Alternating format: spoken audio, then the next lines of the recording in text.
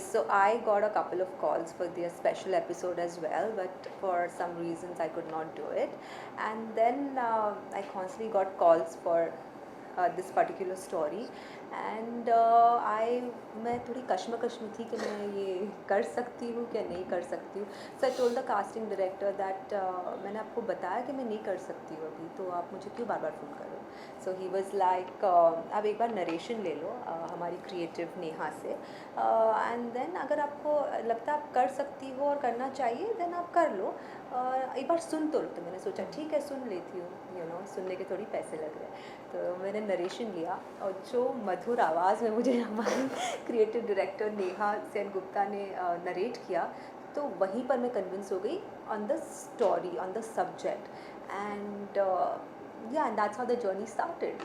And then I just thought, if repeatedly I'm getting calls and offers for Gandhi Baat, then maybe that's the universe's call for me. So then let me just do it. I mean, I just feel कि काम से काम मिलता है, और there are a lot of people like, oh, you've done Gandhi Baat or whatever, but I feel कि काम से काम मिलता है, and घर पे बैठने से कुछ नहीं होने वाला. एग्जैक्टली एक्चुअली मेरे साथ भी कुछ ऐसे ही हुआ. मुझे सीज़न सेकंड से मतलब बैक टू बैक कॉल्स आ रहे थे, बट मैं किसी प्रोजेक्ट में बिज़ी होने की वजह से मैं नहीं हैंडल कर पा रहा था. सो फाइनली जब मुझे सीज़न 4 के लिए कास्टिंग का कॉल आया, एंड मैंने तभी भी उन्हें ना बोला, लेकिन एक बार ना बोलने के बाद मैंने ये सोचा कि अच्छा पहले आप स्टोरी बता दो क्या है. तो उन्होंने बताया कि ये स्टोरी एक्चुअली बहुत ही टची है. मतलब सीज़न फर्स्ट से लेके सीज़न 4 तक अभी तक पूरे मतलब सीज़न 4 में भी जो 4 एपिसोड्स हैं उसमें से भी सबसे अलग है, यूनिक है. आई थिंक तू पूरा कैरेक्टर में फिट होता है, इसलिए मैं तुझे अप्रोच कर रहा हूँ बार बार. सो मैंने बोला ठीक है बताओ क्या है, कब मिलना है. सो फाइनली उन्होंने बुलाया मुझे मीटिंग के लिए, एंड नेहा ने पूरा जब मुझे बताया, कॉन्सेप्ट बताया, प्लॉट बताया, सो मुझे ऐसा लगा कि यार कुछ तो है, मतलब कि एग्जैक्टली मतलब कि करना चाहिए. मतलब ये चीज़ ऐसी है कि एटलीस्ट टेलीविज़न में जो किया हूँ अभी तक उससे थोड़ा सा हटके है. एक OTT प्लेटफॉर्म पे काम करने जा रहा हूँ, डेब्यू है मेरा. So let's start. So finally मैं यहाँ से मेरी जर्नी शुरू हुई कि हाँ मैंने बोला, एंड आगे मूव ऑन हुई सारी चीज़ें. So as you mentioned about like you were not sure कि आपको ये रोल करना चाहिए नहीं करना चाहिए because काफ़ी intimate scenes और नाम ही itself is गंदी बात. What is the approach to the character जब आप कैमरा के सामने होते हो या कुछ ऐसा सीन होता है, how do you make yourself comfortable without वो चीज़ ज़्यादा वल्गर नहीं लगे स्क्रीन में. Right. Sorry. So I'll repeat the question. Yes. So how do you make yourself comfortable? As you mentioned, you are not sure about this character. The name itself is Gandhi Baat. So when you are in front of the camera, how do you make yourself comfortable? और वो चीज़ screen पे vulgar नहीं लगे, काफ़ी decent लगे. Okay, so to begin with, I'll just tell you a bit about my background. तो 2013 तक मैंने लाइफ में शॉर्ट्स भी नहीं पहने थे. लाइक जो डेनिम के हॉट शॉर्ट्स होते हैं वो भी नहीं पहने थे, बिकॉज सीरियसली yes, ये अभी मुझे पता चल रहा है. Okay I was never allowed to back home. I used to wear short dresses, but I don't know, there's something in my mom's head especially कि short dress पहन सकते हो, short चड्डी नहीं पहन सकते हो. तो I don't understand that logic. However, in my South film that I was doing, so I was supposed to do a song and they gave me hot shots. And I was so shy कि मैं room से निकल ही नहीं पा रही थी. Then my director came up to me and he was a nice man and he was like, अरे तुम हीरोइन ना, थोड़ा स्पाइसी दिखना ना, हीरोइन थोड़ा spicy. And he somehow convinced me and I was so uncomfortable dancing in those shots. उसके बाद I realized कि नहीं, मुझे थोड़ा अपने आप को प्रैक्टिस करना चाहिए शॉर्ट्स वॉट्स पहनने की. Then I started wearing, थोड़ा आउट ऑफ टाउन जाती हूँ, गोवा वगैरह जाती हूँ तो, but till date I do not venture out of my house wearing shorts. So this is a little background का brief I gave you.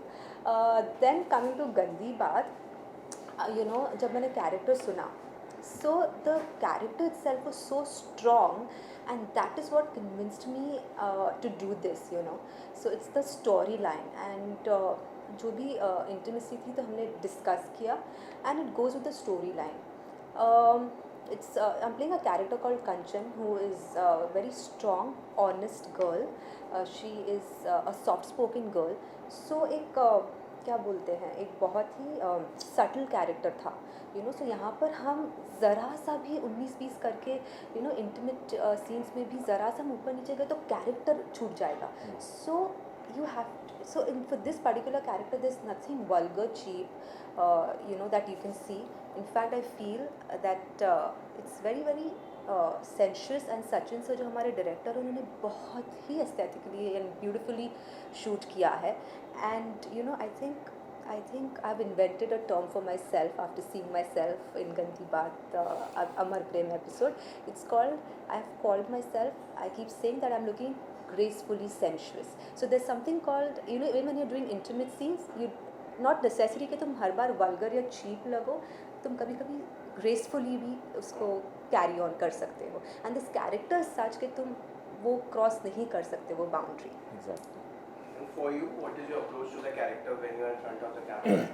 Exactly. Actually, character obviously I am playing Prem. So Prem character एक ऐसा character है कि मतलब जो खुद में बहुत ज़्यादा कंफ्यूज्ड है. और जैसे मैं सेट पे गया सचिन सर ने मुझे बोला कि तूने कबीर सिंह देखा है क्या. मैंने बोला हाँ सर देखा. तो उन्होंने बोला एग्जैक्टली कबीर सिंह नहीं करना है, तुझे तेरा आशीष बनना है और आशीष बन के अपने अंदर से जितना तू अच्छा निकाल सकता है उतना निकाल. क्योंकि ये बंदा खुद में बहुत ज़्यादा कंफ्यूज्ड है, इसे समझ में नहीं आ रहा है कि ज़िंदगी में करना क्या है. मतलब काम तो कर रहा है खुद का, उसका मतलब ऑफिस है एंड सारी चीज़ें कर रहा है, बट उसे ये नहीं समझ में आ रहा है कि प्यार के मामले में वो बहुत ज़्यादा कंफ्यूज्ड है. सो ऑन सेट जब ये कैरेक्टर प्ले करना रहता था मुझे, तो ऑब्वियसली मतलब मैं आधे घंटे पहले से ये सोचता था कि शांत रहो, कैरेक्टर में रहो. बिकॉज अगर मैं किसी से ज़्यादा बात करने लगूँ मस्ती मजाक तो मैं अपने मतलब बबली बन जाता हूँ, मस्ती एंजॉय करने लगूँ.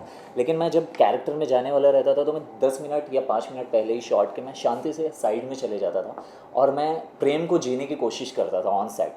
एंड जो एक पैशनेट रहता है उसमें, मतलब प्यार भी है तो उसका पैशन वाला प्यार है. इट्स लाइक मतलब सोचेगा नहीं समझेगा नहीं समाज क्या बोल रही है क्या करेगी, इट्स ओके. मतलब मुझे तू चाहिए मीन्स चाहिए, दैट्स इट.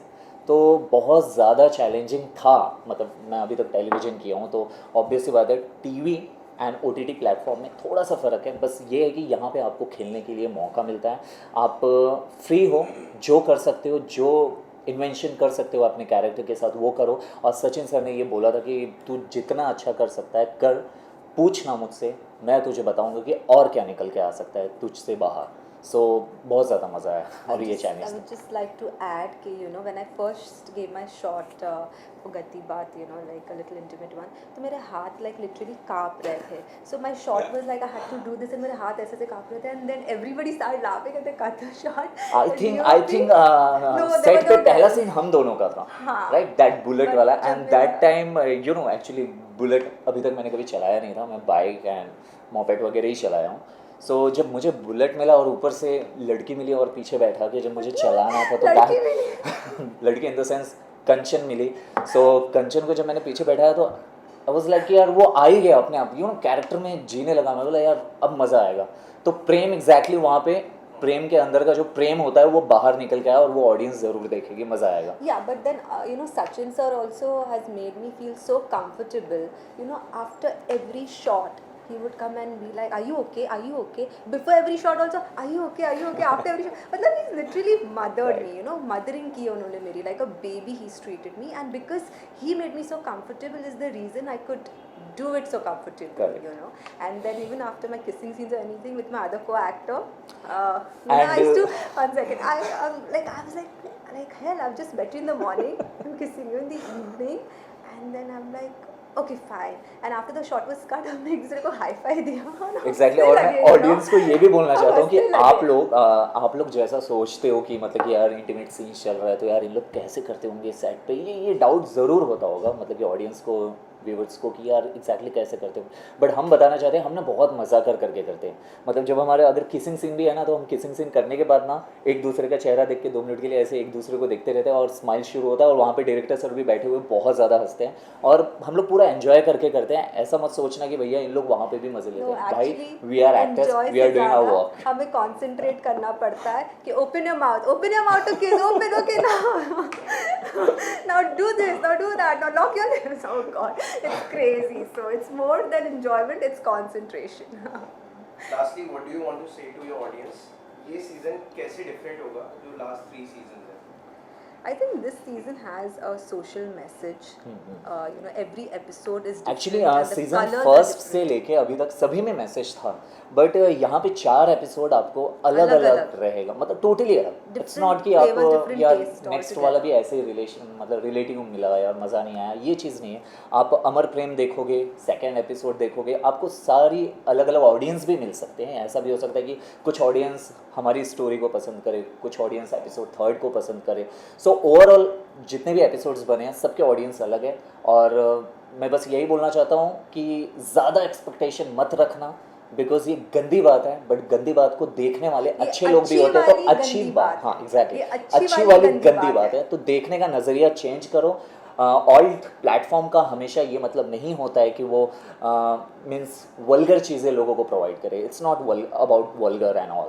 सो अच्छी चीज़ें प्रोवाइड करती है. मैसेज लो. रूरल एरिया में भी बैठे हुए लोगों को ये लगता है कि भाई गंदी बात नाम से गंदी बात देख के, पोस्टर ही देख के ये क्या है. सो मतलब ऐसा क्या मत तुम नहीं सोचो करते हो क्या? Let's ask them कि तुम यार. नहीं आपके करते हो पड़ोस क्या? में भी वही चीज़ चलता है, बट आपको नहीं पता रहता है. आप भी घर में वही करते हो, बट आपको नहीं समझ में आता कि आप क्या कर रहे तुम्हें हो. अगर accept उसे नहीं एक करना है. प्लेटफॉर्म पे दिखाया जा रहा है, सो मतलब क्या गलत है यो. Thank you so much. Thank you so much.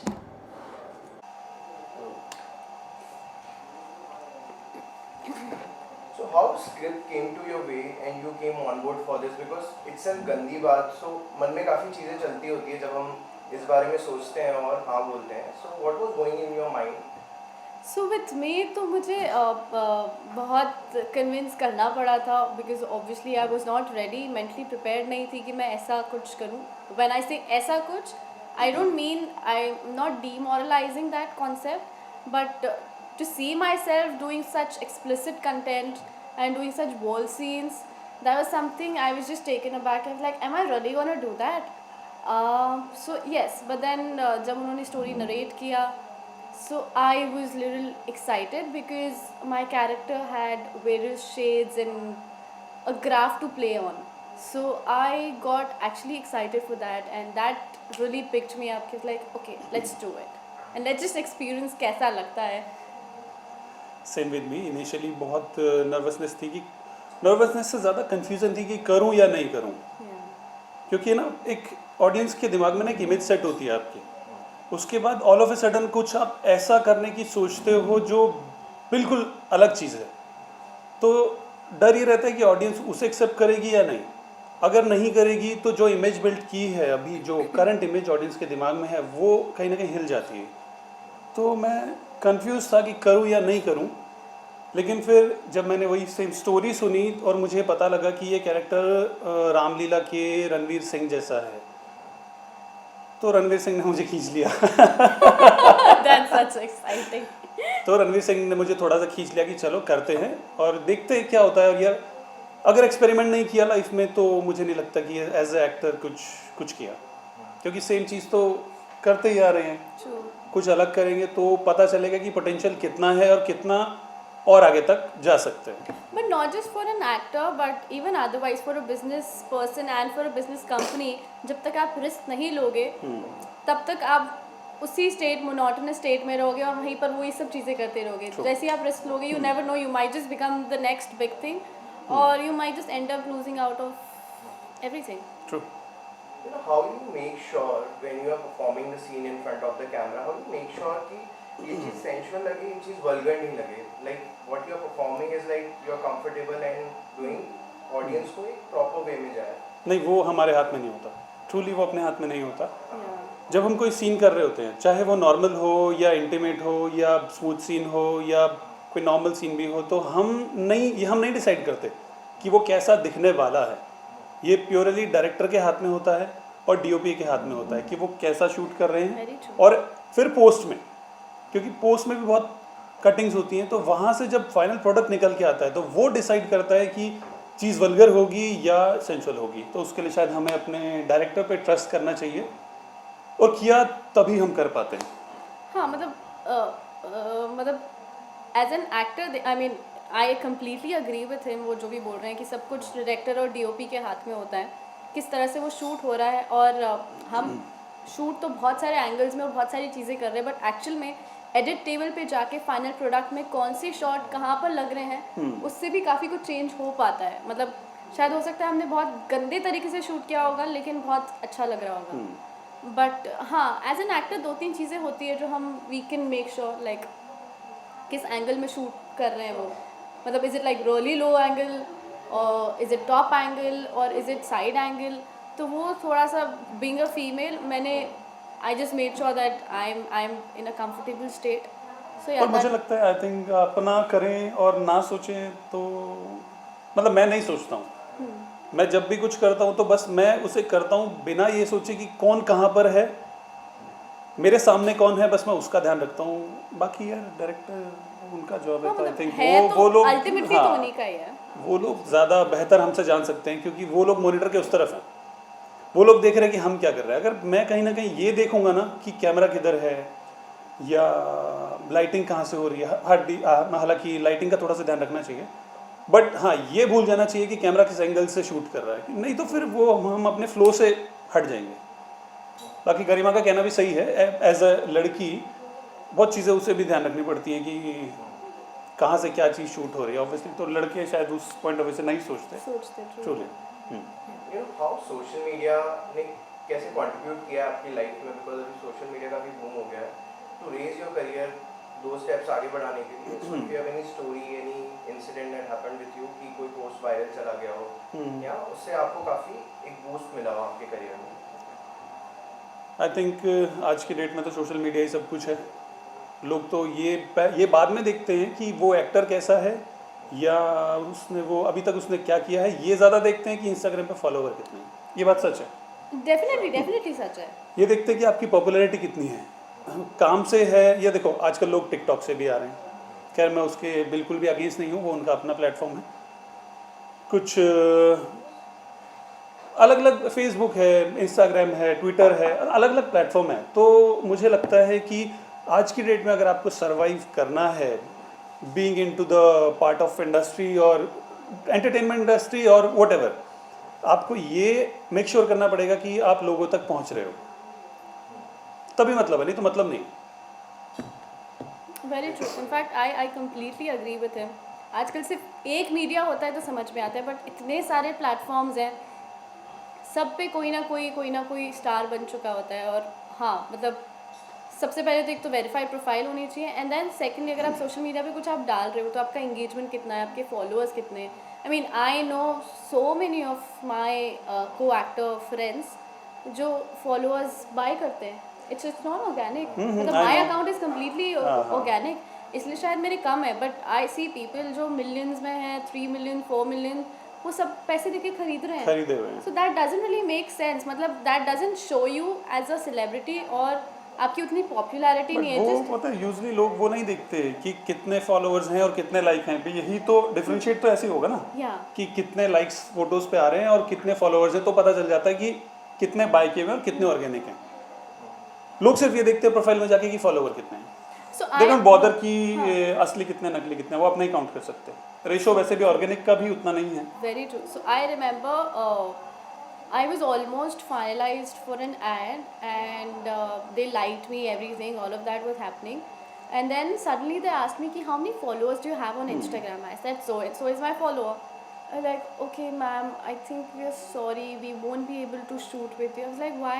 Like, no, so and so actor has so many followers and I think beyond that only is our considerable eligibility areas.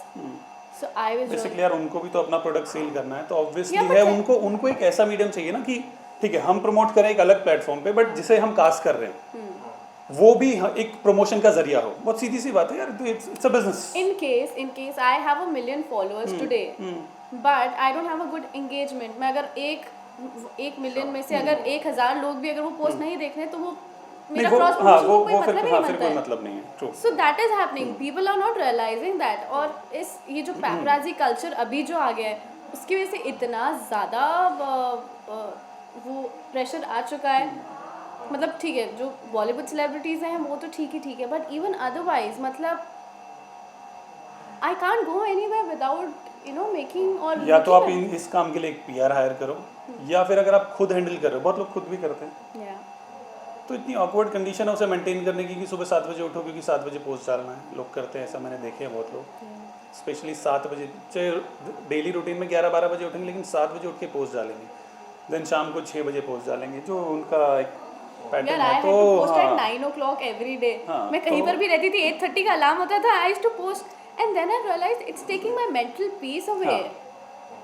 आई यार वाज मैंने भी बीच में इनिशियली मैंने भी शुरू किया था, but फिर मुझे लगा कि मैं ये सस्टेन नहीं कर सकता, तो वो छोड़ दिया। जिसे फॉलो करना है करे, जिसे मैं पसंद हूँ वो डेफिनेटली मुझे फॉलो करेगा, जिसे मैं पसंद नहीं हूँ ना, वो मैं कुछ भी डालूंगा ना, मैं सुबह 6 बजे भी उठ के डालूंगा ना तो भी कोई मतलब नहीं है उसका। तो मुझे लगता है कि आपका काम आपके लिए पहले है और उसके साथ साथ ये मेंटेन करें तो बहुत अच्छी बात है।